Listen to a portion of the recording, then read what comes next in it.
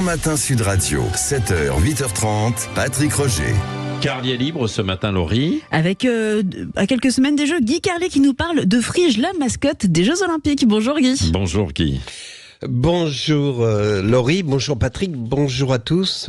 Et oui, c'est bientôt, je ne sais plus, dans quelques semaines, les JO. Je voudrais vous dire, en plus qu'aujourd'hui, 30 mai, et vous allez voir le lien, c'est l'anniversaire de la naissance de Christophe Izard. Vous savez, c'est le père de Casimir, le dinosaure orange à pois jaune rouge de l'île aux enfants, qui est resté dans le cœur de tous ceux qui étaient enfants dans les années 70, par sa charmante naïveté, sa gentillesse qui en faisait un ami idéal. Et j'ai pensé à Casimir lorsqu'a été dévoilée cette mascotte des JO de Paris 2024. Parce qu'il faudra quand même un jour qu'on m'explique pourquoi les mascottes des grands événements sportifs sont toujours hideuses. Je ne sais pas si vous vous souvenez, en 98, Footix, pire encore, Goléo au Mondial 2006. Enfin, à chaque compétition sportive, les mascottes sont toujours aussi laides, portent des noms à la con, et cette mascotte des JO 2024 n'échappe pas à cette malédiction. Elle s'appelle donc Frige. Bon, déjà, bon courage à nos amis étrangers pour s'en souvenir et surtout pour l'écrire, P-H-R-Y, enfin bref, car elle est censée représenter un bonnet phrygien. Honnêtement, ce n'est pas ce qui me gêne le plus, disons les choses comme elles sont. Quand je vois la mascotte des JO, je pense immédiatement à un clitoris sur pattes. Le malentendu a été accentué par Estanguet, le président du comité olympique, qui l'a présenté à la presse en disant « Cette mascotte incarne l'esprit français ». Donc évidemment, ça correspondait parfaitement à la définition de l'esprit français.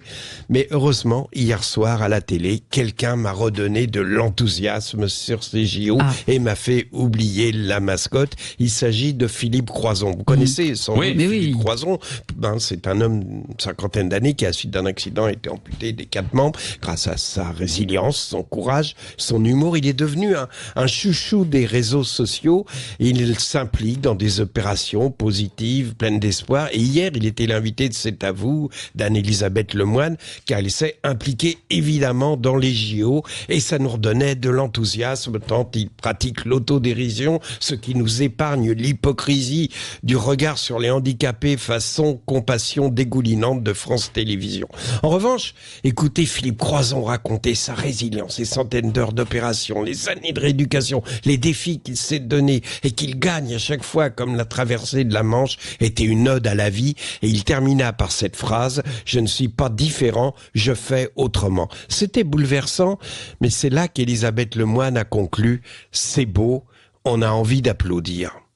Et sur la dernière syllabe du mot applaudir, elle a vu l'absence de bras de Philippe Croizon et on a senti qu'elle prenait conscience de l'énormité de ce qu'elle venait de dire. Alors elle a plongé le regard dans ses fiches façon autruche. Mais Philippe Croizon, c'est le symbole du monde actuel qui est en train de se prendre une décharge de changement de civilisation de 20 000 volts. Et il nous montre que le seul moyen de s'en sortir, c'est de continuer à rire, à pratiquer l'autodérision, parce que sinon, c'est le suicide collectif. Alors oublions les friges qu'on veut nous imposer et restons pour toujours des Casimir.